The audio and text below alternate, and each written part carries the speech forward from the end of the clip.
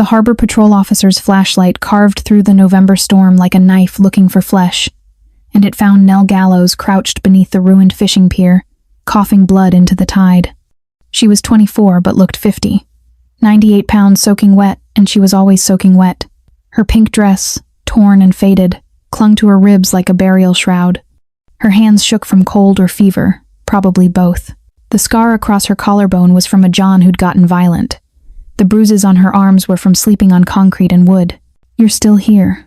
Officer Drummond's voice dripped disgust as he kicked over her makeshift shelter a sheet of corrugated metal propped against rotting pier posts. Her tin cup rolled into the surf. The plastic bag of aluminum cans she'd collected over 3 weeks scattered across the rocks. "That's trespassing. That's vagrancy. That's my problem." Nell struggled to stand, her lungs burning with every breath. "I'm leaving." "You're garbage," Drummond interrupted, crushing her collection of cans beneath his boot heel, one by one. And garbage gets thrown away. What Officer Drummond didn't know, what he couldn't see, through the sheets of rain hammering the coastal highway above, was that in exactly 52 seconds, a black armored sedan, worth more than this entire pier, would hydroplane on the curve overhead, smash through the guardrail at 70 miles per hour, and plunge into the storm-swollen bay. The driver, a 210-pound wall of muscle named Ares Drakos, the most feared syndicate boss on the eastern seaboard, a man known only as the Reaper, would lose consciousness on impact. And the broken homeless woman Drummond was currently degrading would make a choice that would shatter every rule the criminal underworld had ever lived by. Because physics says a 98-pound woman dying from untreated pneumonia cannot drag 210 pounds of unconscious muscle from a sinking car in 40-degree water. But Nell Gallows had stopped believing in rules the day her mother died in a hospital that wouldn't treat the uninsured. If this story breaks something open in your chest, let me know in the comments. Also, don't forget to click the subscribe button and like this video. Share it with someone who needs to be reminded that even the most powerless person can change everything. And follow along, because Nell's story is just beginning, and when a man like Ares Drakos decides to repay a debt, the entire world learns what loyalty looks like when it has nothing left to lose. Drummond spat into the mud beside Nell's feet and turned away. The beam of his flashlight slashed through the rain one last time before disappearing up the embankment. His patrol truck engine roared to life. Red taillights smeared into the storm. Then silence swallowed everything. Nell stood there, shaking. Rain ran down her face in rivers, tracing the hollows of her cheeks, pooling in her collarbones. She knelt in the mud, numb fingers searching blindly for what was left. The second blanket donated by a church volunteer last month was now stomped into a puddle. The water bottle she'd found behind a gas station was shattered, plastic shards glinting among the rocks. The aluminum cans, 3 weeks of walking miles through trash bins. Sorting through filth, avoiding the men who thought homeless women were free entertainment, now crushed, worthless, scattered. But she picked them up anyway, one by one, because they were all she had.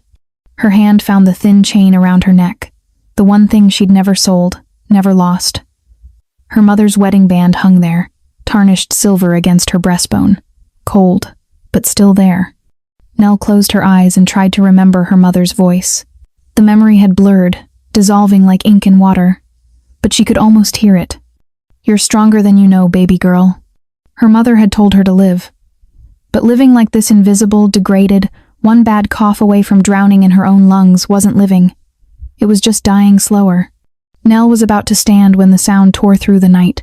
Not thunder, not rain, but the scream of tires skidding on wet asphalt, sharp, desperate, rubber clawing at the highway in a losing battle against momentum and gravity. Then, the shriek of metal, hitting metal. The guardrail shattered. Nell looked up just as the black sedan punched through the barrier like it was made of cardboard. The massive car hung suspended in midair for one impossible moment, rain exploding around it in crystalline bursts, headlights carving twin tunnels of light through the storm. She saw every detail, the armored body, the shattered windshield, the silhouette of a man slumped behind the wheel. Then gravity remembered its job. The sedan plunged nose first into the bay. The impact sounded like a bomb. Water erupted 15 feet into the air, waves slamming toward the shore where Nell stood frozen. She watched the car sink, front end swallowed instantly, rear bumper still visible like the hand of a drowning man reaching for the sky. Through the rear window, she saw him.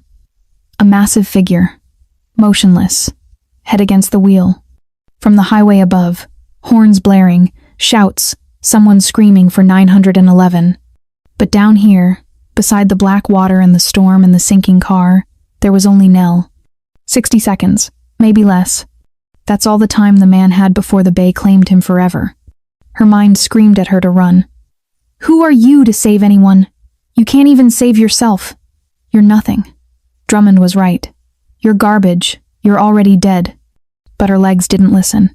They carried her forward one step, then another, as if something beyond logic was moving her. Nell pulled off her outer layer, a donated windbreaker with a broken zipper. She threw it into the mud, then her second shirt, soaked and useless. She stood there in just the torn pink dress, shivering violently, staring at the black water waiting to swallow her whole. She didn't know who the man was. She didn't know if he was good or evil. She didn't know if he deserved to be saved. She only knew that someone was dying, and she was the only one who could do anything about it. When was the last time she'd mattered? When was the last time her existence had changed anything? She couldn't remember. Maybe tonight she would matter, or maybe tonight she'd die in freezing water beside a stranger. Either way, at least she wouldn't die as someone useless. Nell drew a breath deep, ragged, her diseased lungs whistling in protest. Then she threw herself into the bay. The water hit her like a fist made of ice and death. 40 degrees. That was the temperature of the bay in November. Cold enough to stop your heart in minutes. Cold enough to freeze the breath in your lungs before you could scream. The thermal shock blasted every thought out of Nell's head. Her body locked. Her lungs spasmed, trying to inhale water instead of air. For 3 horrifying seconds, she forgot how to swim. She sank. Darkness swallowed her. Water flooded her nose, her mouth. She thought, this is it. This is how I die. Not from hunger, not from pneumonia. But because I was stupid enough to jump into a bay to save a stranger. Then something deeper than thought kicked in. Survival instinct, the same animal drive that had kept her alive on streets that killed people every winter, flared like a pilot light refusing to go out. Her arms began to move, her legs kicked. And she remembered summers from another life, when her mother was still alive, when they'd go to the public pool on free admission days, and her mother would hold her while she learned to float. You're strong, baby. Stronger than you think. Nell kicked hard, her body cutting through black water toward the sinking car. Every stroke was a war. The current tried to drag her downstream, tried to carry her away like it carried every other piece of trash the city discarded. But she wasn't trash. Not tonight. 10 feet. 5 feet. The sedan loomed before her like a steel coffin being swallowed by the earth. The front was completely submerged, water pouring through every crack, dragging it down with ruthless efficiency. Nell dove. Her hands found the driver's side door. Through the window, she saw him clearly now, the largest man she'd ever seen. Shoulders like a linebacker, chest broad as a barrel. Head slumped forward, blood flowing from a gash on his temple, staining the water red. He was motionless. Maybe dead, maybe not.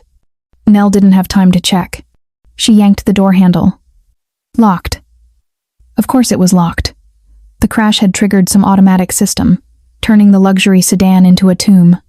Her lungs began to scream. 30 seconds, maybe less. Then she'd have to surface or drown with him. Nell's eyes swept the murky water, stinging from salt and pollution. Then she saw it. A chunk of rusted rebar from the collapsed pier, half buried in silt on the bay floor. She grabbed it, hands clawing through mud, fingernails tearing, skin shredding, and lifted. It felt like lifting the entire ocean. She swung. The first blow did nothing. The second created spiderweb cracks. The third, driven by every ounce of strength left in her starved, sick body, shattered the window. Water rushed into the car like a dam breaking, equalizing pressure in an instant. Nell dropped the rebar, sliced her arms, crawling through the broken frame, glass cutting deep, but she didn't feel pain. She felt only one thing. This man has to live. She didn't know why. She only knew it was true. Nell grabbed his collar, expensive leather, designer stitching, and pulled. He was dead weight. 210 pounds of muscle and bone. But Nell had dragged trash bags heavier than her own body through miles of city streets for pocket change. She had survived things that should have killed her. She would not be defeated by water. Nell kicked against the seat, using the car's momentum. And suddenly he came free. His body slid through the window, dead weight becoming her burden, her choice. The sedan dropped away beneath them, disappearing into black depths. Nell wrapped both arms around his chest and kicked. Up. But which way was up? The dark offered no clues. Her lungs were fire. Her body was shutting down. Then she saw it. Faint lightening of the black above her. Up. Nell kicked. One stroke. Another. Her legs were concrete. Her arms were lead. His weight was an anchor trying to pull them both to the bottom where the city threw everything it didn't want. Her vision tunneled. White sparks danced at the edges. Then, her face broke the surface. Air hit her like salvation. She gasped, choked, vomited bay water. Her body convulsed, but her hands never released his collar. The shore. 30 feet. Might as well be 30 miles. Nell swam, one arm reaching. Then the other, kicking with legs that had nothing left. His head lolled against her shoulder, his weight dragging them under with every wave. 20 feet. Her muscles weren't responding anymore. 10 feet. She could see the rocks now, sharp and unforgiving. 5 feet. Her knee struck stone, then her shin. Pain flared white-hot, then faded. She grabbed the rocks with one hand, keeping the other locked on his jacket, and hauled them both up. She dragged him as far as her body would allow and collapsed beside him. The world spun. Storm clouds churned overhead. Rain hammered her face. Nell turned her head to look at him. His chest rose. Fell. Rose again. Breathing. She'd done it. Against every law of physics, she'd done it. Then she heard sirens in the distance, getting closer. People who would ask questions. Who are you? Do you have identification? An address? Nell tried to sit up. Her body screamed, but she forced herself upright, swaying. She looked at the man one more time. Even unconscious, even bleeding, he radiated power. The expensive clothes, the quality leather, the body built for violence. This wasn't some random commuter. This was someone important, someone dangerous, someone who would want to know who saved him. And Nell couldn't afford to be known. The sirens grew louder.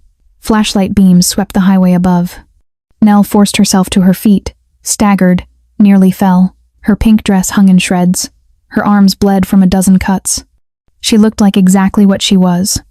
A homeless woman who'd nearly drowned.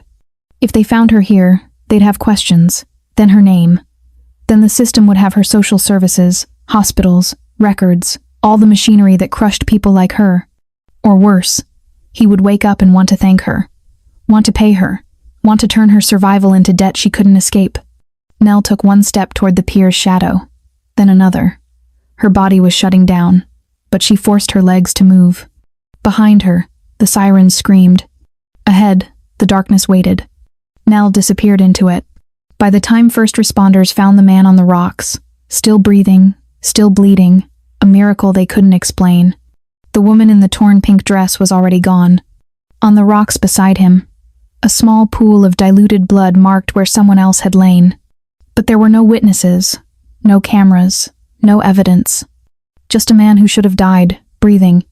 And somewhere in the storm, a ghost who'd saved him, disappearing back into the margins where ghosts belonged. Neither knew the other's name. Neither knew what they'd just started. But the bay knew. The water always remembered what the city tried to forget. Ares Dracos woke to white light and silence. Not the silence of peace. The silence of control. The kind that came from soundproofed walls, armed guards stationed at every entrance, and orders that no one, absolutely no one, disturbed him without permission. He blinked. The ceiling above him was unmarked white plaster. Medical equipment beeped steadily to his right. Through floor-to-ceiling windows on his left, he could see the Atlantic stretching endlessly toward a gray horizon. He was alive. He shouldn't be. Ares tried to sit up. Pain lanced through his skull sharp, immediate, centering behind his left temple. He lifted a hand to touch the wound and found it bandaged, professionally wrapped, the work of someone who knew what they were doing. Don't move. The voice came from the doorway. Marcus Volkov, his second in command, crossed the room in 3 strides. The man's face was harder than usual, which meant something had gone catastrophically wrong. You've been out for 18 hours. Concussion, 3 cracked ribs, and enough internal bruising that the doctors wanted to keep you sedated for another day. Where am I? Ares's voice came out rough, scraped raw. The compound, medical wing. Marcus pulled a chair beside the bed and sat, his expression unreadable. You drove off Highway 37 2 nights ago. Went through the guardrail, straight into the bay. The car sank in under a minute. Aries remembered. The rain, the curve coming up too fast. His hands on the wheel, jerking hard, finding no traction. The sensation of falling. Then, impact. Water. Darkness. How did I... He stopped. Because the question didn't make sense. You didn't survive a crash like that. Not in an armored sedan that weighed 3 tons. Not unconscious. Not in 40-degree water. That's the question everyone's been asking, Marcus said quietly. Someone pulled you out. Aries stared at him. Who? We don't know yet. What do you mean you don't know? Each word came out precise, controlled, but beneath the calm was something colder. Aries Dracos did not accept mysteries. He eliminated them. Marcus pulled out a tablet, tapped the screen, and turned it toward him. Highway surveillance caught the crash.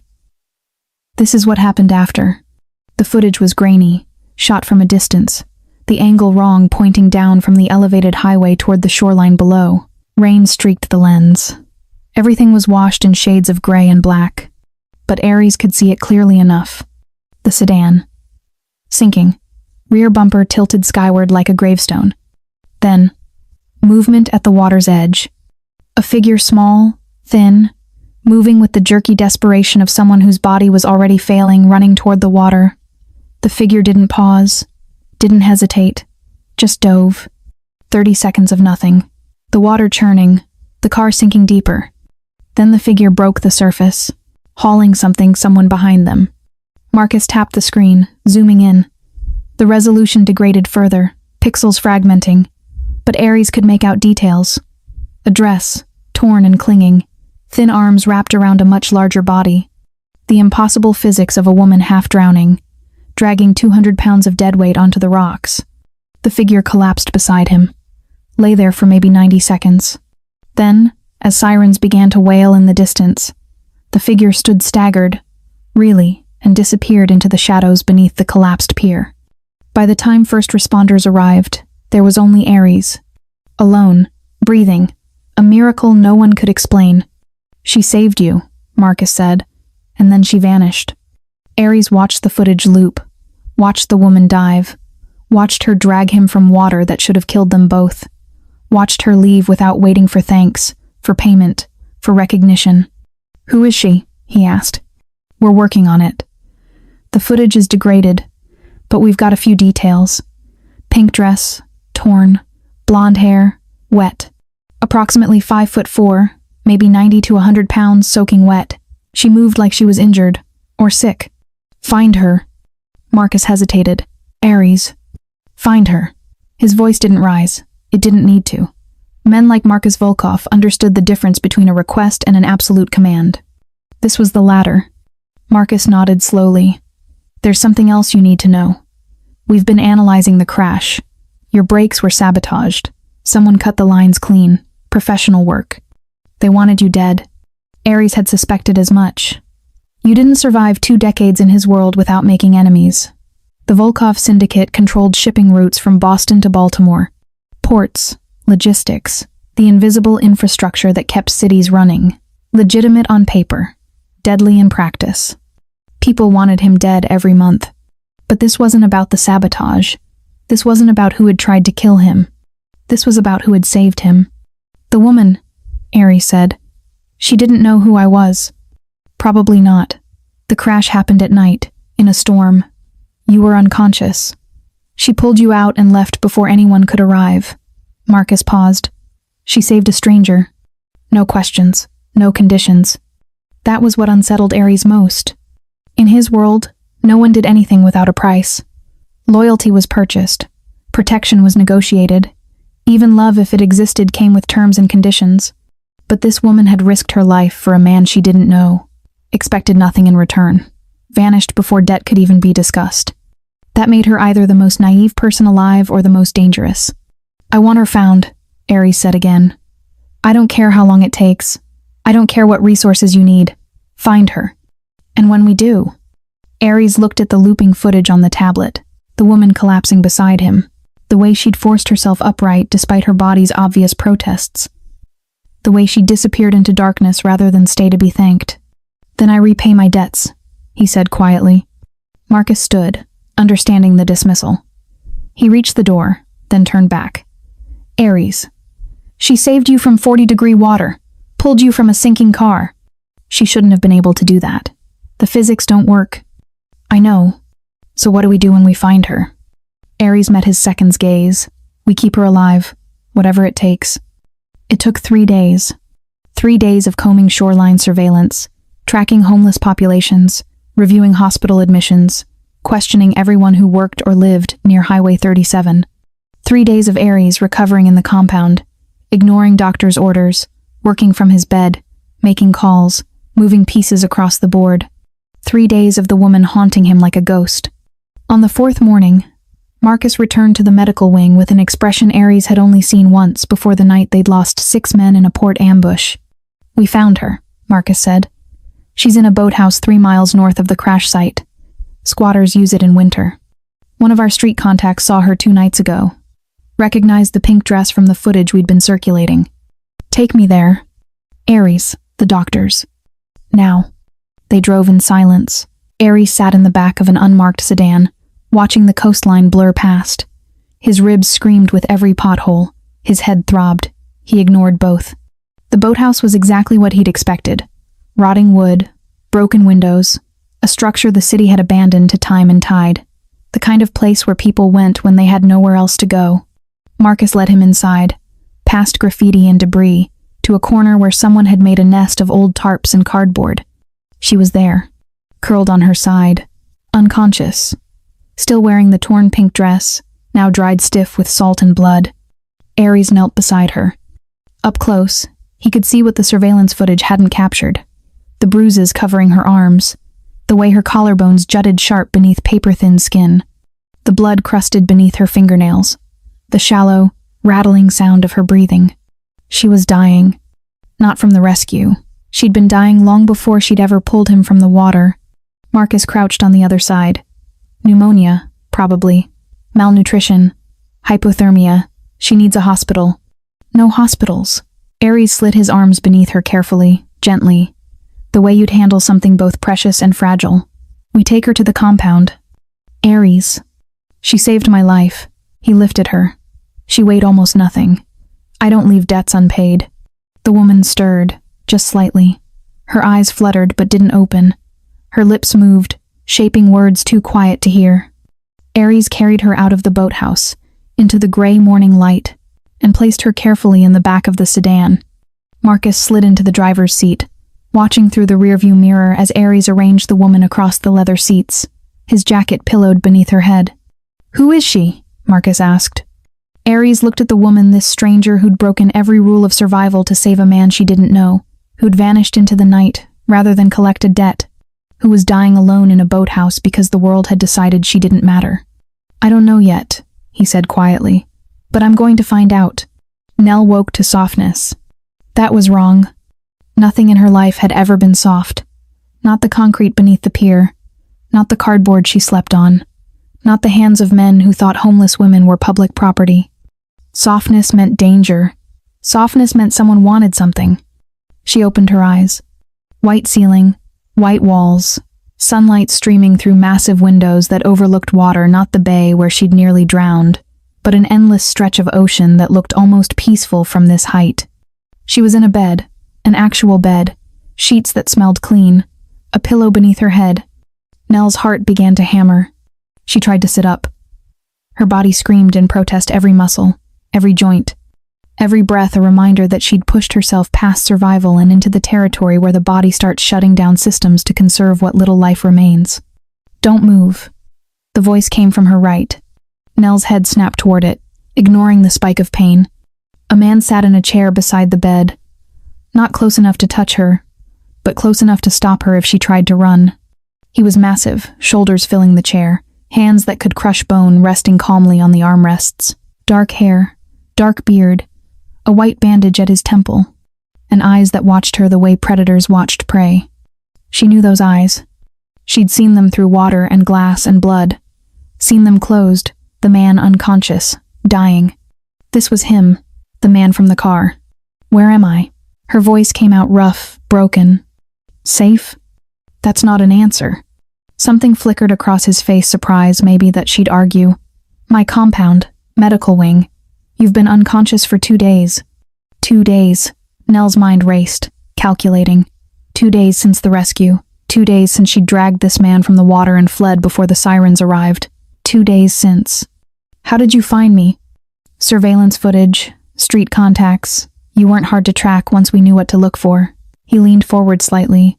Pink dress, blonde hair. Woman who could do the physically impossible. Nell's hands gripped the sheets.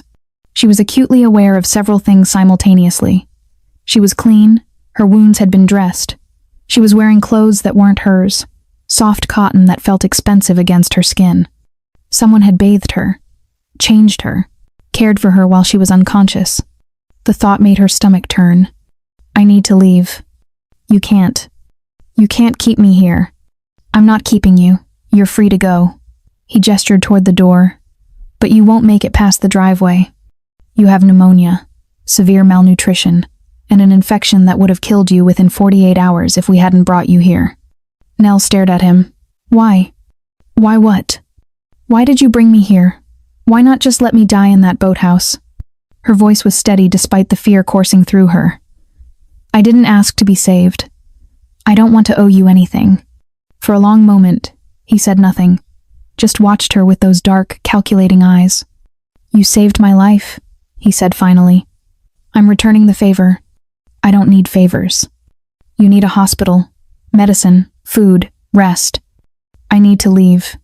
Why? He tilted his head, studying her like she was a puzzle he couldn't solve. What are you running from? Everything. The system. The men who thought she was easy prey. The creditors who'd hounded her mother into an early grave. The memory of being someone who mattered before the world crushed that person into dust. But she didn't say any of that. I don't stay where I'm not wanted. You're wanted here. The words hung in the air between them, heavy with implications Nell didn't want to examine. I don't even know who you are, she said. Ares Drakos. The name meant nothing to her. She'd lived beneath a pier for 2 years, surviving on scraps and silence. She didn't follow news. Didn't know the names of powerful men who ran cities from the shadows. She saw the moment he realized this. Saw the way his expression shifted, not anger, but something closer to fascination. You really don't know, he said quietly. Should I? Most people do. I'm not most people. No, he leaned back in the chair. You're not. Nell's lungs chose that moment to remind her they were failing. She coughed deep, rattling, the kind that felt like drowning on dry land. Blood specked her palm when she pulled her hand away from her mouth. Ares stood immediately, crossing to a side table and returning with a glass of water. He held it out to her, careful not to touch her, letting her take it at her own pace. She drank. The water was cold, clean, the best thing she'd tasted in months. The doctors say you have maybe 2 weeks if we don't treat the pneumonia, Ares said. Less if the infection spreads. They want to start you on IV antibiotics, get fluids in you, monitor your vitals. I can't pay for that. I'm not asking you to. Then what are you asking for? He was quiet for a long moment. Nothing. Nell laughed, a bitter, broken sound. Nobody gives something for nothing. What do you want? Information? Loyalty? You want me to work for you? Clean your floors? Warm your bed? What? I want you alive. His voice was calm, matter of fact. That's all. Why? Because you saved my life when you didn't have to. When you shouldn't have been able to. When every logical part of your brain should have told you to run. He met her gaze. Because you're dying and no one else seems to give a damn. Because, he stopped, jaw tightening. Because I repay my debts. Nell studied him. Looked for the lie, the angle, the trap. But all she saw was a man who meant exactly what he said. I don't want to owe you, she whispered. You don't. I owe you. This isn't charity, it's debt. Same thing. No. He shook his head. Charity is what people give when they want to feel good about themselves. Debt is what you pay when someone gives you back your life. Nell's hands were shaking. She gripped the water glass tighter to hide it. If you stay, you follow the doctor's orders. You eat, you rest, you let us treat the pneumonia." He paused. "And when you're strong enough to leave, you leave. No strings, no obligations. You're lying." "I don't lie. Everyone lies. Not to the woman who saved my life." Nell wanted to argue, wanted to run despite her body's protests, wanted to disappear back into the margins where she'd learned to survive, where expectations were low and disappointment was guaranteed, but at least she controlled her own fate. But her body was failing. She could feel it, the fever burning beneath her skin, the infection spreading, the pneumonia filling her lungs with fluid that would drown her from the inside. She had maybe days, maybe less. "How long?" she asked quietly. "Until you're well enough to leave? The doctors estimate 3 weeks, maybe 4. And then? Then you decide. Stay or go. Your choice." Nell closed her eyes. She was so tired. Tired of fighting, tired of surviving, tired of being invisible. Maybe just this once, she could stop. "Okay," she whispered. "Okay." She woke again hours later to find the room empty. No Aries, no doctors, just Nell and the massive bed and the ocean stretching endlessly outside the window. She forced herself to sit up despite the pain, despite the IV line in her arm tethering her to a metal pole. Someone had left food on the bedside table. Soup, bread, water, orange juice. Real food, not scraps. Nell's stomach growled. She reached for the soup, her hands shaking, and brought the spoon to her lips. It was warm, seasoned, the best thing she'd tasted since before her mother died. She ate 3 spoonfuls before exhaustion dragged her back under. When she woke the 3rd time, it was dark. The food was gone, someone had removed it while she slept. A fresh glass of water sat in its place. Nell slid her legs over the side of the bed, testing her strength. Her body protested, but she forced herself to stand. The floor was cold beneath her bare feet. Clean, expensive hardwood that probably cost more than she'd earn in a lifetime. She took 1 step, then another. Her legs trembled but held. The door wasn't locked. That surprised her. She'd expected prison, not hospitality. Nell opened the door and found a hallway wide, well lit, with artwork on the walls that looked original. No guards, no cameras she could see. She could run. But where would she go? Back to the pier? Back to the boathouse? Back to dying slowly in the margins? Nell stood in the doorway for a long moment, feeling the weight of the choice. Then she turned around, walked back to the bed, and lay down. Not because she trusted Ares Dracos, but because tonight, for the first time in 2 years, she didn't have to sleep on concrete. Tomorrow she could worry about the price. Tonight, she would rest. 3 weeks changed everything. Nell grew stronger. Not quickly, her body had been broken for too long to heal fast, but steadily. The antibiotics cleared the infection. The pneumonia receded.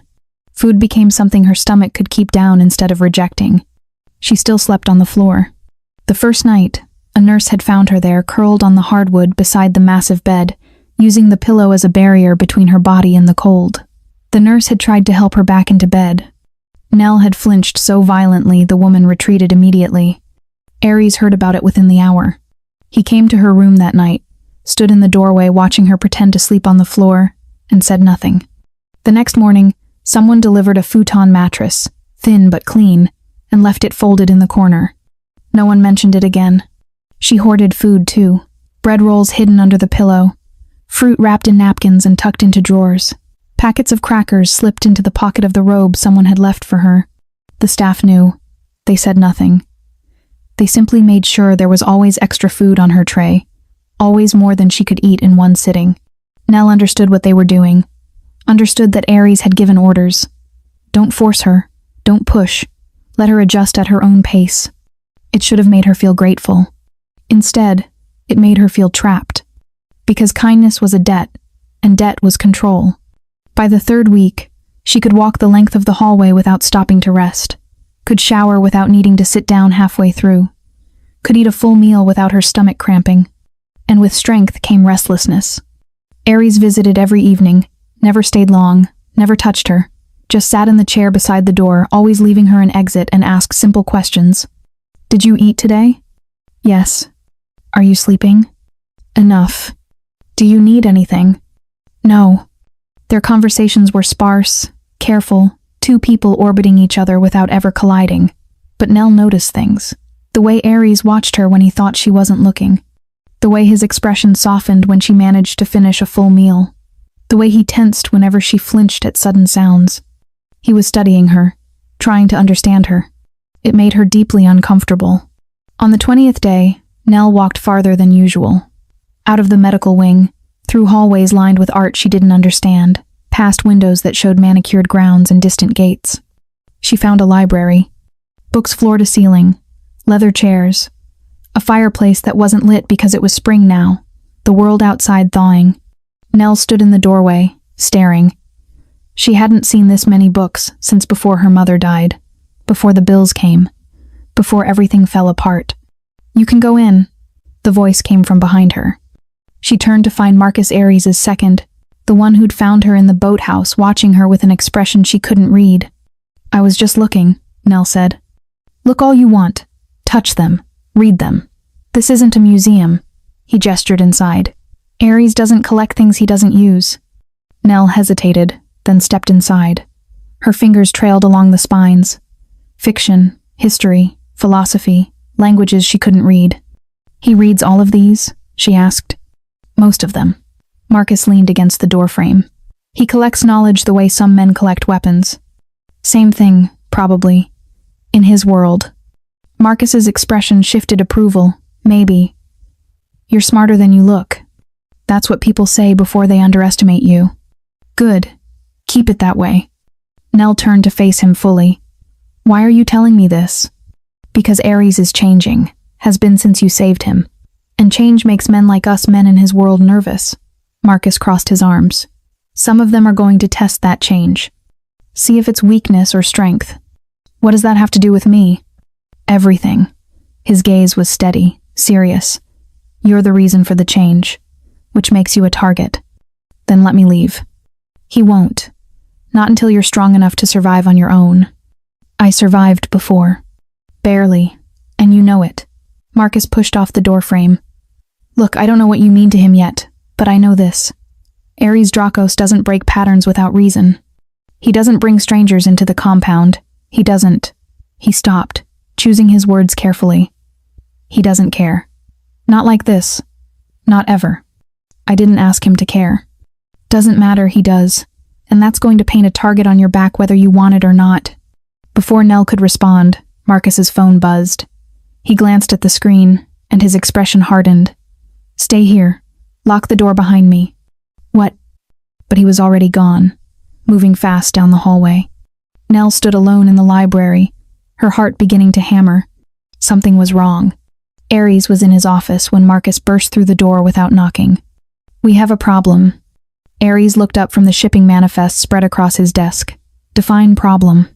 Dmitry Kozlov's crew. They know about the girl. The air in the room changed. Got colder. How? Harbor patrol footage leaked. Someone sold it to Kozlov's people. They've identified her. Pink dress, blonde hair, the whole rescue. Marcus pulled up a photo on his phone, grainy, but unmistakable. Nell, dragging Aries from the water. This is circulating through the networks. Everyone knows she's here. Aries stared at the image, at the impossibility of it, at the woman who'd given him back his life and asked for nothing in return, at the target she'd just become. Kozlov thinks she's leverage, Marcus continued. Thinks you've gone soft, protecting some homeless girl. He's planning something. When? Soon. Maybe today. We've got chatter about a shoreline meet neutral ground, supposedly, but it's a setup. Aries stood. Cancel it. Can't. You already accepted. If you back out now, you look weak. Then we go. Full security. He'll expect that. I don't care what he expects. Aries moved toward the door. Double the guards on the medical wing. No one gets near her. Aries. She saved my life, Marcus. I won't let her die because of it. Nell was still in the library when she heard the commotion. Footsteps. Voices. The unmistakable sound of weapons being readied. She moved to the door, pressed her ear against the wood. Shoreline in 20 minutes. Full detail, no exceptions. Keep the girl inside. Her blood ran cold. The girl, they meant her. Nell stepped back from the door. Her mind raced. Whatever was happening, it involved her. And whatever involved her put other people at risk. She'd spent 2 years surviving by staying invisible, by never mattering enough to be worth the trouble. But she'd saved Ares Drakos. And now she mattered. Now people would die because of her. Unless she stopped it. Nell crossed to the window. Second floor. A 15-foot drop to manicured lawn. She'd survived worse. She opened the window and climbed out. The shoreline was exactly where they'd met. Not the bay where the car had sunk, but close enough that Nell could see the pier in the distance, her old home visible as a dark silhouette against the afternoon sky. Ares stood on the beach, Marcus and 4 armed guards flanking him. Across the sand, Dmitry Kozlov waited with his own crew, 6 men, all carrying. Nell crouched behind a seawall 50 yards away, watching. She'd followed the SUV convoy on foot, her lungs burning but holding, her body remembering what it meant to push past pain. She'd stayed far enough back that the guards didn't spot her, close enough that she could hear when they stopped. Now she watched as the 2 groups faced off. "You've gotten sloppy, Ares," Kozlov's voice carried across the sand, "bringing some homeless bitch into your compound, letting her live in your space. Eat your food. People are talking. People always talk." Ares's voice was calm, controlled, usually before they stopped talking permanently. "That a threat? An observation?" Kozlov laughed. "You've gone soft. 20 years building an empire, and you throw it away for a woman who means nothing. She saved my life. So, pay her, send her away. You don't keep trash, Ares. You throw it out." Nell felt the words like a physical blow. Trash. The same word Drummond had used. The same word the world had been telling her since her mother died. But then she heard Ares's response. "She's not trash. And she's not leaving." The words were simple, absolute, no negotiation. And they changed everything. Kozlov's expression darkened. "Then you've made your choice." He nodded. His men raised their weapons. Everything happened at once. Ares's guards moving, reaching for their guns. Kozlov's crew firing first. Sand exploding into the air. And Nell. Running. She didn't think. Didn't calculate the odds. Didn't consider the fact that she was unarmed, barely healed, moving toward gunfire instead of away. She just ran. 20 yards, 10. She saw Ares turn, saw the exact moment he spotted her, saw his expression shift from combat-ready to horrified. Nell. She hit him from the side, her full weight driving into his ribs, knocking him behind the seawall as bullets chewed into the sand where he'd been standing. They landed hard. Ares's body absorbing most of the impact, his arms instinctively wrapping around her to cushion the fall. For 3 seconds, they lay tangled together behind the seawall, breathing hard as gunfire cracked overhead. Then Ares's guards returned fire. Shouts. Running footsteps. Kozlov's crew retreating. The shooting stopped. Silence, or as close to silence as shock allowed, settled over the beach. Ares pushed himself up on his elbows, keeping Nell partially covered with his body. "Are you hit?" She shook her head, unable to speak. "What the hell were you thinking?" His voice was rough, shaking. "You could have been killed." "So could you." Nell's hands were fisted in his shirt, trembling. "They were going to kill you." "I had it handled." "You didn't see. The angle was wrong. You couldn't see." She stopped, breath hitching. "I wasn't going to let you die. Not after. Not after I saved you once already." Ares stared at her. At this impossible woman who'd dragged him from freezing water, who'd fled before he could thank her, who'd spent 3 weeks sleeping on his floor because beds were too soft, too dangerous, who'd just run toward gunfire to save him. Again. "You're insane," he said quietly. "Probably." Nell's hands were still shaking, still gripping his shirt. "But you're alive." Something shifted in his expression, softened. "Yeah, I am." Marcus appeared above them, weapon drawn, scanning for threats. "Clear. Kozlov's people scattered. We need to move now." Ares stood, pulling Nell up with him. She swayed, adrenaline fading, leaving only exhaustion. He steadied her. "Can you walk?" "Yes." "Then walk. Fast." They made it back to the SUV. Marcus drove, breaking every traffic law, while Ares sat in the back beside Nell, his hand steady on her shoulder like an anchor, She didn't pull away. When they reached the compound, Ares didn't take her back to the medical wing. He took her to his private quarters, locked the door, stood there looking at her like a man trying to solve an equation that had no answer. "You saved me," he said finally. "Again. You would have done the same." "No." He shook his head. "I wouldn't have. Most people wouldn't have." He moved closer, stopping just short of touching her. "Why?" Nell met his gaze. "Because you came back for me. You didn't leave me in that boathouse to die. You brought me here, gave me a chance to live." Her voice dropped. "Nobody's done that since my mother died. That's debt, not what?" She tilted her head. "Not worth dying for? That's all anyone has in the end. The people who didn't give up on them." Ares was quiet for a long moment. Then, "They're going to come after you now. Not just Koslov. All of them. Every enemy I've ever made will see you as weakness. Then teach me not to be. Nell, I'm not going back to that pier. I'm not disappearing into the margins again. If staying with you means I have to learn how to fight, then teach me." She straightened despite the exhaustion. "I survived 2 years on those streets. I can survive this."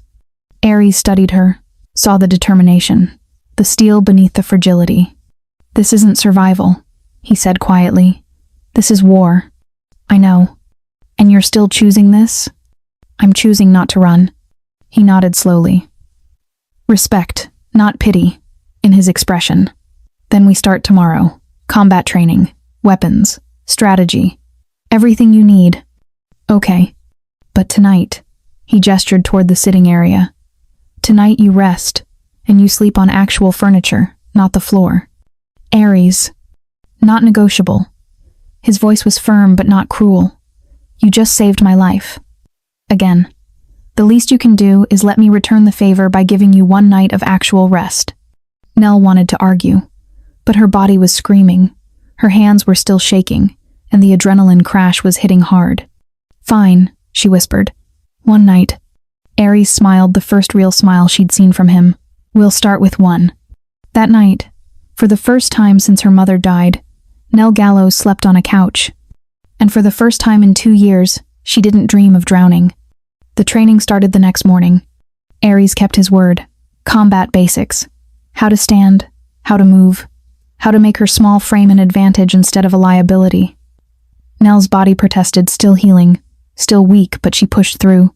"You're not trying to overpower someone," Ares explained, demonstrating a defensive stance. "You're trying to survive long enough for help to arrive. There's a difference." Nell learned quickly. Desperation made a good teacher. Within a week, she could throw a decent punch. Within 2, she could break a basic hold. Ares never went easy on her, but he never pushed beyond what her body could handle. "You're stronger than you think," he said one afternoon, after she'd successfully disarmed him of a training knife. "You just had to remember." Nell wiped sweat from her forehead. "My mother used to say that." She was right. They fell into a routine. Training in the mornings, meals together, Ares making sure she ate, Nell slowly learning that food didn't have to be hoarded. Evenings in the library, where Nell discovered she'd missed reading almost as much as she'd missed being warm. For 3 weeks, it almost felt normal. Then Dmitry Koslov made his move. It happened on a Thursday. Ares had a meeting in the city, legitimate business, shipping contracts, the kind of work that kept his empire running above board. Marcus went with him. So did most of the security detail. "Stay inside," Ares told Nell that morning. "Don't open the door for anyone except Marcus or me." "I know the drill." He studied her face, something uncertain in his expression. "I'll be back by 6. "I'll be here." He nodded and left. Nell spent the morning in the library, then moved to the kitchen around noon. The compound was quiet, too quiet. Most of the staff had the day off. Only 2 guards remained on the grounds, doing perimeter checks. She was making tea when the power went out. Not flickering, not a brownout. Complete, sudden darkness. Nell froze, mug halfway to her lips. Then she heard it, glass breaking, not nearby, somewhere deeper in the compound. Her training kicked in. Nell set down the mug silently and moved toward the kitchen door. Locked it. Back toward the pantry, where there was a second exit. Footsteps in the hallway, multiple people, moving with purpose. Find her. The voice was unfamiliar. Male, accented. Dracos said she'd be here. Dracos. They'd used Ares' name like a weapon. Nell's heart hammered. She slipped into the pantry, closing the door to a crack, watching through the gap as 3 men entered the kitchen. They were armed. Professional. Not random thugs, trained operatives. Spread out, the leader said. She can't have gone far. Nell held her breath. One of the men moved toward the pantry. She had seconds, maybe less. When he opened the door, Nell drove her knee into his groin exactly like Ares had taught her and ran. She made it to the hallway before hands grabbed her from behind. Strong. Too strong. She fought anyway, elbow to the ribs, heel to instep. Everything Ares had drilled into her. Little bitch has fight. Someone laughed. Then something sharp pricked her neck. Chemical smell, burning cold spreading through her veins. Nell's legs gave out. The world tilted, blurred, went dark. The last thing she heard was the leader speaking into a radio. Package secured. Moving to secondary location. Nell woke to cold. Not the cold of November water, the cold of concrete and metal in spaces where warmth had never existed. Her head throbbed. Her mouth tasted like copper and chemicals. Her hands were zip-tied behind her back, the plastic cutting into her wrists. She was sitting on a floor damp, gritty. When she forced her eyes open, she saw industrial space, high ceiling, broken windows, rusted machinery in the corners. A warehouse. Abandoned, from the look of it. She's awake. The voice came from her left. Nell turned her head slowly, fighting nausea, and saw 3 men, the same ones from the kitchen. The leader stepped forward, crouching to her level. Nell Gallows, he said. The ghost of the shoreline, the woman who saved Ares Dracos. She said nothing. Dmitry Kozlov sends his regards. He smiled. He wants you to know this isn't personal. You seem like a decent person, actually. Wrong place, wrong time, wrong man to save. Where am I? Her voice came out rough. Somewhere Dracos won't find you, at least not in time. He stood. See, we've been watching the tides. This warehouse, it floods at high tide. Water comes right up through those drainage grates in the floor. Happens twice a day, like clockwork. Nell looked down. Saw the grates, he meant. Saw the water stains on the concrete, high enough to... Her stomach dropped. High tides in about 3 hours. The man continued conversationally. Water rises fast here. 6 feet in 30 minutes. You'll be underwater long before Dracos figures out where we took you. He'll find me. Maybe. But you'll already be dead. He checked his watch. We'll be sending him your location in 2 hours. Just enough time for him to race here, find you, watch you drown, and know he failed. That's the real punishment, not your death. His failure. One of the other men laughed. Kozlov's a genius. He is. The leader headed toward the door. Nothing personal, Nell. You were just unlucky enough to matter to a man who's made a lot of enemies. They left. The warehouse door slammed shut. A lock clicked into place. Silence. Nell sat in the dark, hands bound, listening to her own breathing. Then she started working on the zip ties. Ares was halfway back to the compound when Marcus's phone rang. Unknown number, Marcus said, frowning. Answer it. Marcus put it on speaker. Ares Dracos. The voice was smug, satisfied. This is Dmitry Kozlov. I believe I have something of yours. Ares's hands tightened on the steering wheel.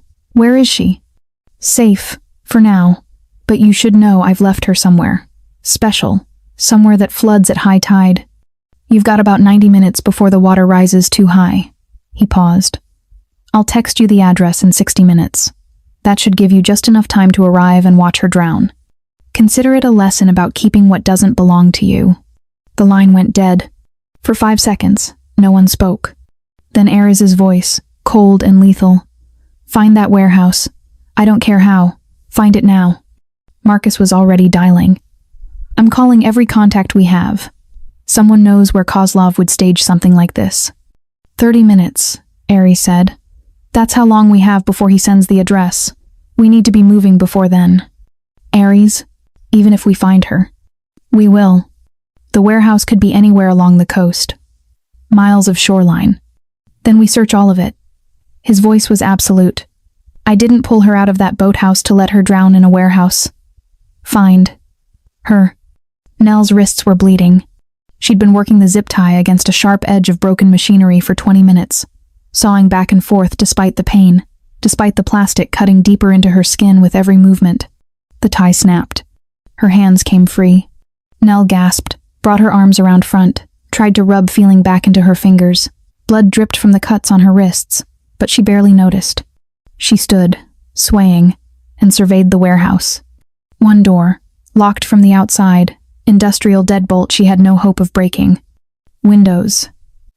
High up, most broken, but too far to reach even if she could climb. The drainage grates.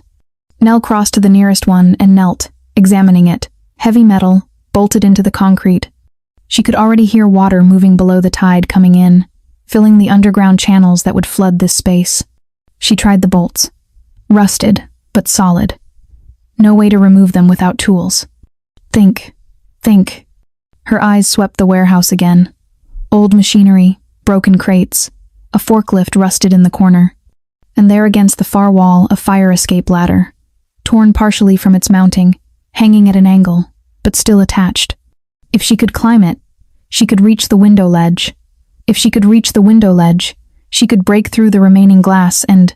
Water began seeping through the grates. Nell ran. The text came at the 58-minute mark. An address. Waterfront District. Abandoned Industrial Zone. I know that area, Marcus said, already accelerating. Old Cannery District. Been condemned for years. How long? 20 minutes if I break every law between here and there. Break them. Marcus pushed the SUV to 80, 90, weaving through traffic. Aries sat in the passenger seat, silent, radiating controlled violence. His phone rang, unknown number again. He answered without speaking. Aries Drakos. Different voice this time. Younger. My name is Officer Chen, Harbor Patrol. I need to speak with you about footage from 3 weeks ago. A rescue on Highway 37. Not now. Sir, I know you're busy, but this is important. The woman in that footage, Nell Gallows, she saved your life. I've been tracking her case, and I believe she's in danger from... I know she's in danger. I'm trying to save her. A pause. From Dmitry Kozlov? Aries' attention sharpened. You know about Kozlov? I know he's been tracking her. I know he leaked that footage. I've been investigating the leak, trying to find... Chen stopped. Where is she? Warehouse. Old Cannery District. Flooding at high tide.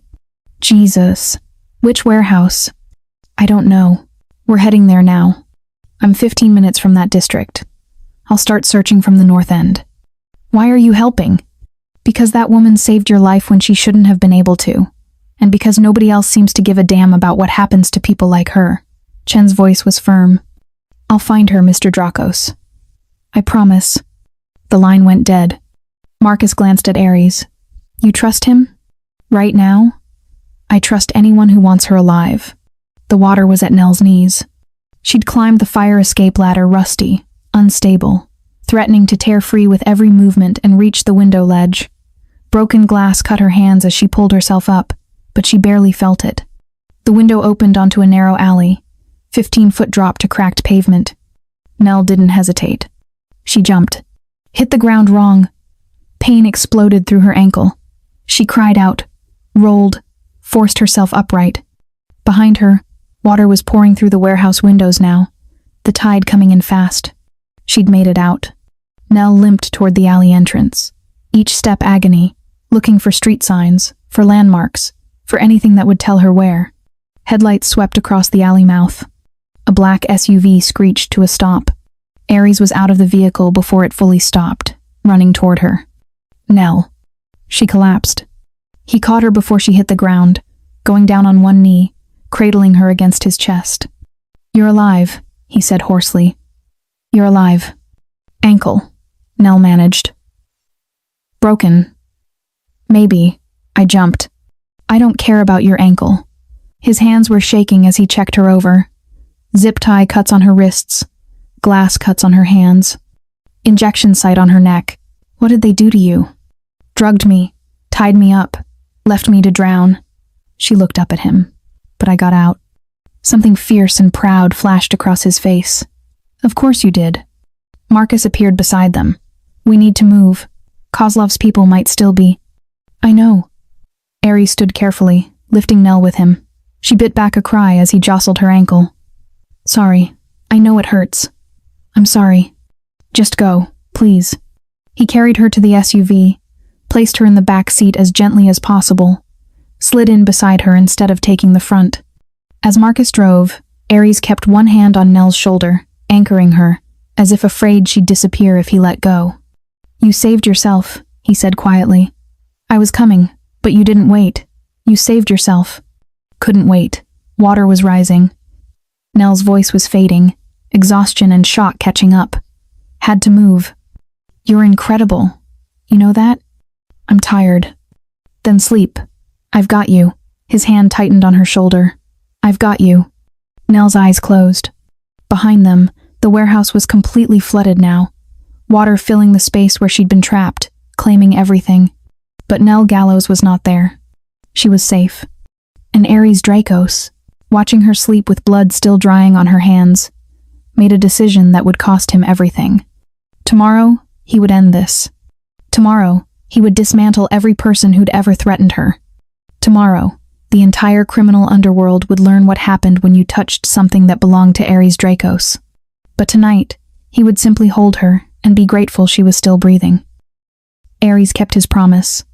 By dawn, Officer Chen had delivered a flash drive containing 3 years of surveillance footage, Dmitry Kozlov's operations, his connections, every illegal transaction he'd ever conducted. Evidence so comprehensive it would survive any legal challenge. I've been building this case for 2 years, Chen said, standing in Aries' office. Waiting for the right moment. You gave me that moment. Aries looked at the drive. This will put him away? This will bury him and everyone who works for him. Then do it. By noon, federal agents were executing simultaneous raids across the city. Kozlov's safe houses, his warehouses, his legitimate fronts. Every location hit at once, coordinated, no warning. Kozlov himself was arrested at his lawyer's office, surrounded by cameras, handcuffed in a $1,000 suit while reporters shouted questions he couldn't answer. The footage played on every news channel by evening. Marcus watched from Aries' office, arms crossed. Kozlov's empire is done. His accounts are frozen. His people are scattering. He'll die in prison. Good. Aries' voice was flat. What about the others? The ones who helped him? We've got names, locations. Chen's working with the FBI to roll them up. Marcus paused. You know this exposes some of your operations too. The shipping routes we used to move. I know. Aries, we're talking about 20% of our revenue. Maybe more. I don't care. Marcus studied him. You're serious? She almost drowned in a warehouse because I made enemies. Because people saw her as leverage. Aries turned to face his second. I won't give them another opening. Ever. So what are you proposing? We go legitimate. Fully legitimate. Every operation, every route, every dollar accounted for. He gestured at the city visible through the windows. We've been operating in shadows for 20 years. It's time to step into the light. That'll cost us allies. Power. Respect in certain circles. Then those circles can burn. Aries' voice was absolute. I'd rather lose an empire than lose her. Marcus was quiet for a long moment. Then he nodded slowly. I'll start making calls. This is going to take time restructuring everything. Finding legitimate contracts, convincing people we're serious. Take all the time you need. Just make sure it's done right. And the harbor patrol officer? Marcus asked. Drummond? The one who kicked Nell's shelter apart that night? Aries' expression hardened. What about him? Chen found something. Kickbacks from Kozlov's organization. Drummond's been on the take for years, harassing homeless populations, reporting locations, making sure certain areas stayed clean for Kozlov's operations. Marcus pulled up files on his tablet. Nell wasn't the first person he targeted, just the one who mattered. Evidence? Bank records, text messages, video of exchanges, everything we need. Then give it to Chen. Let him handle it officially. Marcus raised an eyebrow. You don't want to handle it personally? No. Aries shook his head. Nell needs to see that justice doesn't always come from violence. That systems can work when people make them work. She spent her whole life watching those systems fail. Show her they can succeed. You've really changed. I had to. She deserved better than who I was. Officer Drummond was arrested 3 days later. Nell watched the news footage from Aries' private quarters, the ones she'd been staying in since the warehouse, her ankle in a cast, healing slowly. On screen, Drummond was led out of the harbor patrol station in handcuffs. No suit this time, just the uniform he'd worn while terrorizing people who couldn't fight back. Charges include accepting bribes, evidence tampering, and conspiracy, the reporter said. Officer Drummond faces up to 15 years in federal prison. Nell watched him stumble on the steps. Watched him try to hide his face from cameras. Watched him become exactly what he'd always accused people like her of being. Trash the system was throwing away. She felt nothing. No satisfaction, no vindication, just emptiness. You okay? Aries asked from the doorway. Nell muted the television. He kicked over my shelter, crushed my tin cup, told me I was garbage. She looked at Aries. That night, I believed him. I thought maybe he was right, maybe I was nothing. You were never nothing. I know that now. She gestured at the TV. But this, seeing him arrested, seeing justice actually happen, it doesn't change the past. It doesn't change what he made me feel. Aries crossed to sit beside her, not touching, but close. What would change it? Nell was quiet for a long moment, knowing that other people like me won't have to feel that way. That someone's watching. Someone cares. Then we make that happen. How? However you want. He turned to face her fully. I'm restructuring everything, Nell. Every operation, every dollar. I'm going legitimate not because I have to, but because I choose to. Because staying in the shadows meant you almost died. He paused. But I can't do it alone. I don't know how to help people like you. I only know how to protect what's mine. I'm not yours. I know. But you could be my partner. In this. In building something better. His voice was steady, sincere. Help me understand how to fix the systems that failed you. Help me create something that actually helps instead of hurts. Nell stared at him. You're serious. Completely. I don't have a degree. I don't have credentials. You're the strongest person I've ever met. You survived 2 years on those streets. You saved my life twice. You escaped a flooding warehouse with a broken ankle. Aries' gaze was unwavering. You don't need credentials. You need a purpose. And I'm offering you one. Nell looked back at the television, at Drummond being loaded into a patrol car, at the systems that had finally worked the way they were supposed to. What about Kozlov? She asked. His trial? Starts in 6 months. Open and shut case. He'll die in prison. And his organization? Dismantled. Ports frozen. Leaders arrested or scattered. It's over. And yours? Aries smiled slightly. Being rebuilt. Slowly. Legally. It'll take years. Maybe decades. But when it's done, it'll be something we're not ashamed of. If you want it to be. Nell was quiet. Then, I want to help homeless populations. People living on the margins. I want to create safe spaces. Real resources. Not shelters that close at 8 p.m. or require sobriety before safety. Actual help. Then that's what we'll do. It'll be expensive. I have money. It'll be complicated. So are you. I figured it out. Despite everything? Nell smiled. You're impossible. I'm persistent. There's a difference. Aries stood, offered his hand. So what do you say? Partners? Nell looked at his hand. At the man who'd saved her life by refusing to let her die invisible. Who'd given her time to heal. Who'd taught her to fight. Who'd dismantled his own empire, because keeping it meant risking her. She took his hand. Partners, she said. Outside, the city stretched endlessly. The same city that had tried to kill her. The same city that had forgotten her.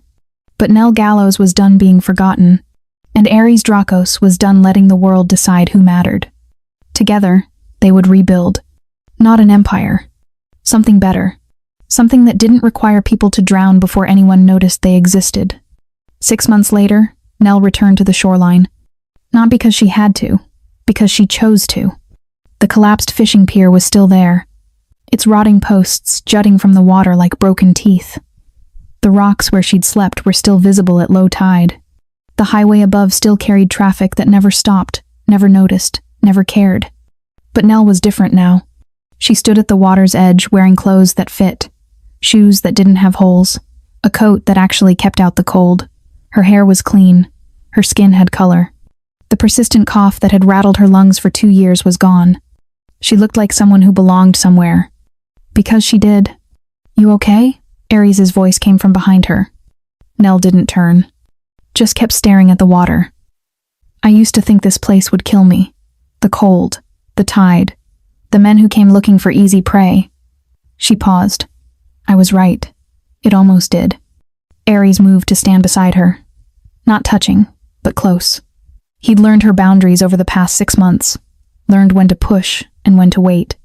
"But it didn't," he said quietly. "No, it didn't." Nell finally looked at him. "Because a car crashed into the bay, and I made a choice. We both made choices that night. You didn't have a choice. You were unconscious." "I meant after." Aries met her gaze. "When I woke up and found out some stranger had saved me. When I could have paid you off and sent you away. When I could have left you in that boathouse to die." He shook his head. "I chose to bring you home. I chose to keep you safe. I chose to dismantle everything I'd built because losing you wasn't acceptable." "Why?" The question had been building for 6 months. "Why me? You didn't know me. I was nobody." "You were never nobody." His voice was firm. "You were the woman who dove into freezing water to save a stranger, who escaped a flooding warehouse with a broken ankle, who survived 2 years on these rocks because you refused to give up." He stepped closer. "You were extraordinary. I just had to make you see it." Nell's throat tightened. "I'm still figuring out how to see it." "I know. That's why we're here."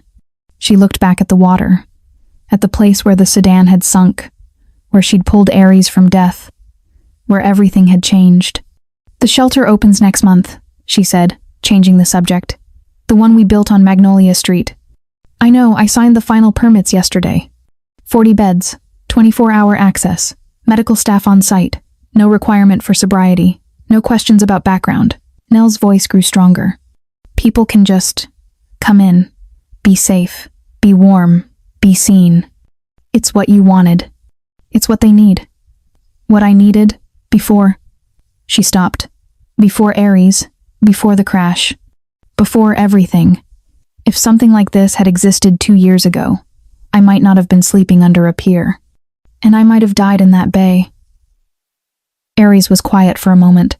"So maybe things happened exactly how they needed to." "You don't really believe that." "I don't know what I believe anymore. Except," he turned to face her fully, "except that you changed everything.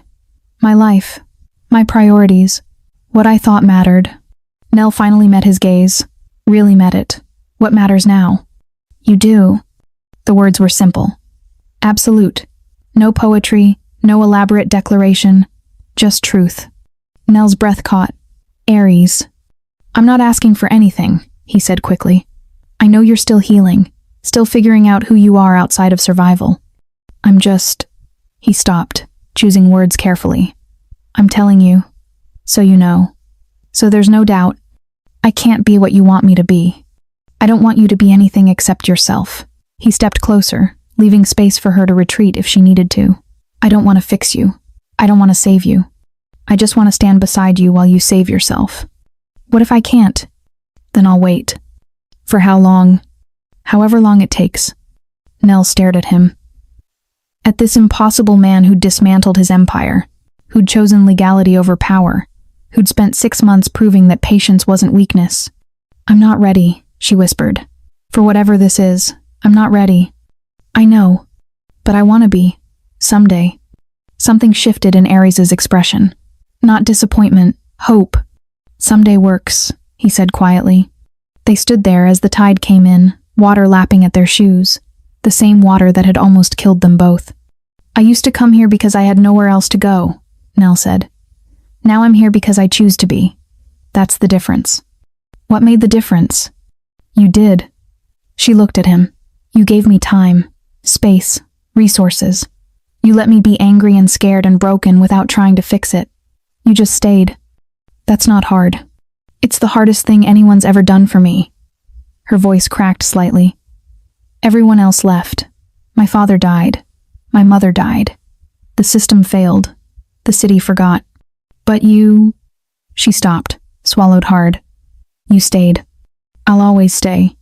Don't promise that. You can't know." "Nell." He waited until she looked at him. "I'll always stay." She wanted to argue, wanted to tell him that promises break, that people leave, that nothing lasts.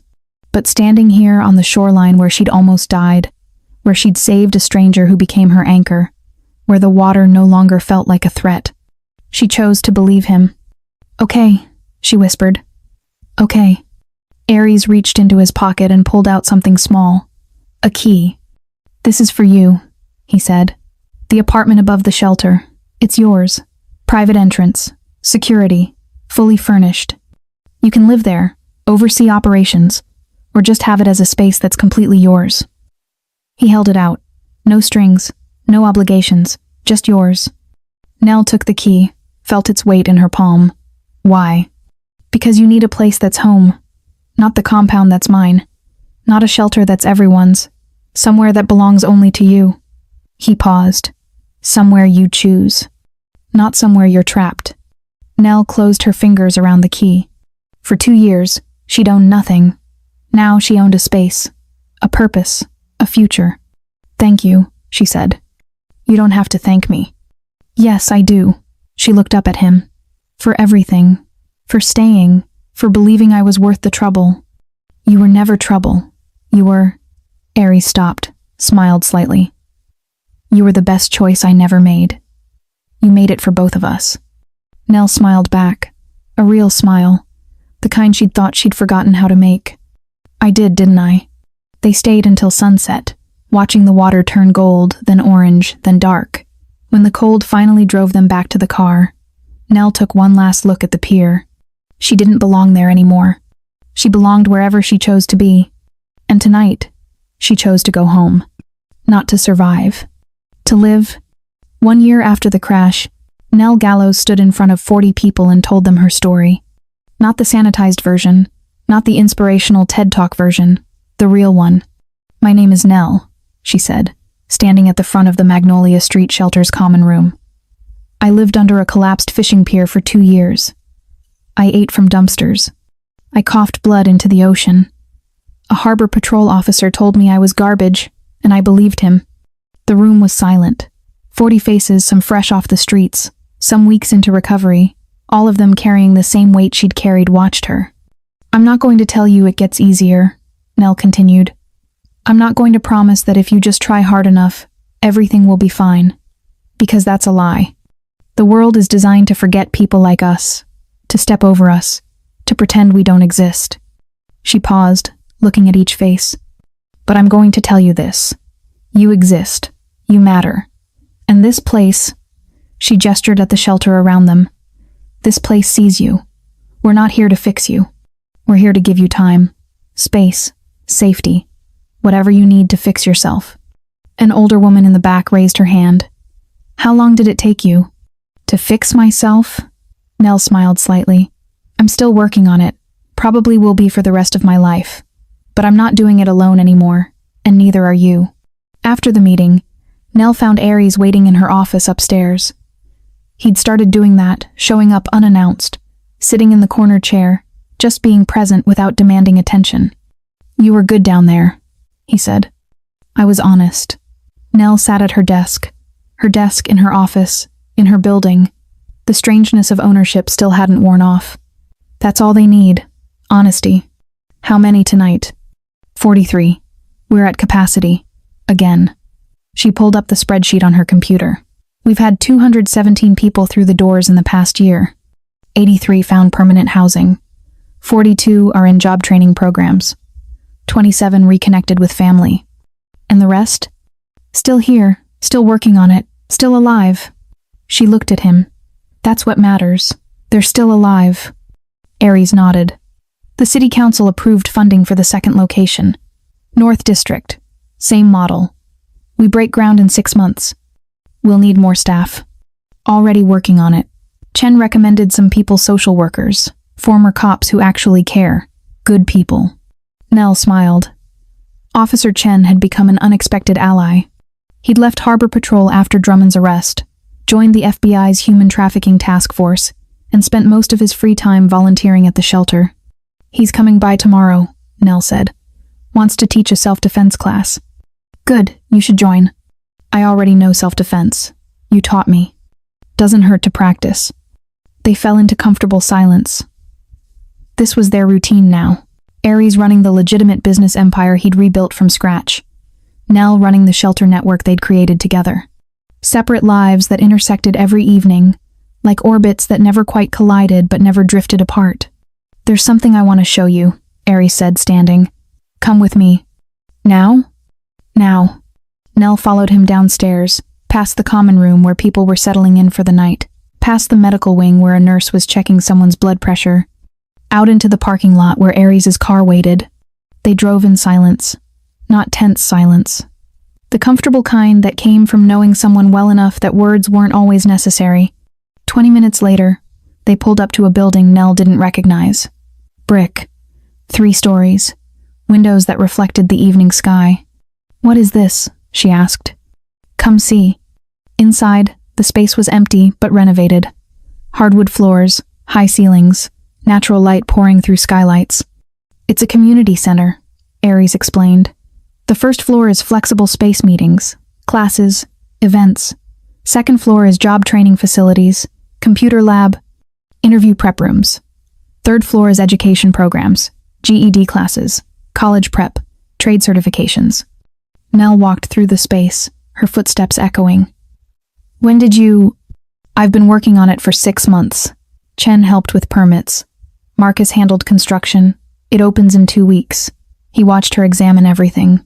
But it needs a director. Someone who understands what people need because they've lived it. Nell turned to face him. You want me to run this? I want you to build this. Run it however you think it should be run. Hire whoever you want. Create whatever programs make sense. He stepped closer. The shelter gives people safety. This gives them a future. Aries, you said you wanted to help people like you. People the world forgot. His voice was steady. This is how we do it. Not just survival. Sustainability. Nell's throat tightened. This is too much. It's not enough, but it's a start. She walked to the windows, looking out at the neighborhood. Working class. Struggling but not broken. The kind of place where people needed opportunities, not charity. Why? She asked quietly. Why do all this? Because you saved my life, and I'm spending the rest of mine making sure that meant something. Nell turned to face him. It already meant something. Not enough. He crossed to stand before her. Not until every person who's ever slept under a pier or in a boathouse or in an alley has a chance to do what you did. To survive. To heal. To become someone the world can't ignore. That's impossible. So was pulling me from that bay. So was escaping a flooding warehouse. So was building a shelter that actually works. Aries smiled slightly. You've made a career out of impossible. Despite everything, Nell laughed. We've made a career out of impossible. He nodded. Yeah, we have. The evening light filled the empty space, promising something Nell had stopped believing in 2 years ago. A future. I'll do it, she said. I'll run the center. Good. But I need something from you first. Aries tensed slightly. What? Take me to dinner. Not a meeting, not a planning session, an actual date. Nell met his gaze steadily. I think I'm ready now. For whatever this is. Something shifted in Aries' expression. Not surprise, relief. I've been waiting a year to hear you say that. I know. That's why I'm saying it now. She stepped closer. You kept your promise. You stayed. You waited. You proved that not everyone leaves. I told you I wouldn't. And I believe you. She smiled. So, dinner? Tonight? Why not? Because you deserve better than spontaneous. You deserve planning, reservations, something. Aries.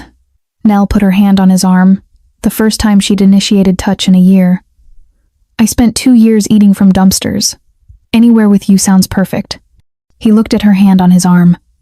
At the woman who'd saved him, who'd refused to be saved in return, who'd built an empire of kindness from nothing but stubbornness and survival instinct. "Okay," he said quietly. "Dinner, tonight." They left the community center as the sun set, painting the sky the same colors it had been the night Nell dove into the bay. Gold, orange, dark. But this time, when darkness came, Nell Gallows wasn't afraid, because she wasn't alone anymore, and she never would be again. 2 years after the crash, Nell stood at the waterline one last time, not to remember what she'd survived, to acknowledge what she'd become. The collapsed pier was being demolished next month.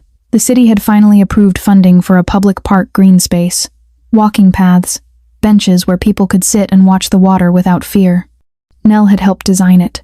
She stood there in clothes that fit, with a job that mattered, beside a man who'd proven that love didn't have to look like possession. "Ready to go?" Aries asked. Nell took one last look at the water, at the place where everything had changed. "Yeah," she said. "I'm ready." They walked back to the car together, not to survive, to live. And Nell Gallows, who'd once been invisible, forgotten, discarded, finally belonged. Not because someone saved her, because she chose to save herself. And that made all the difference.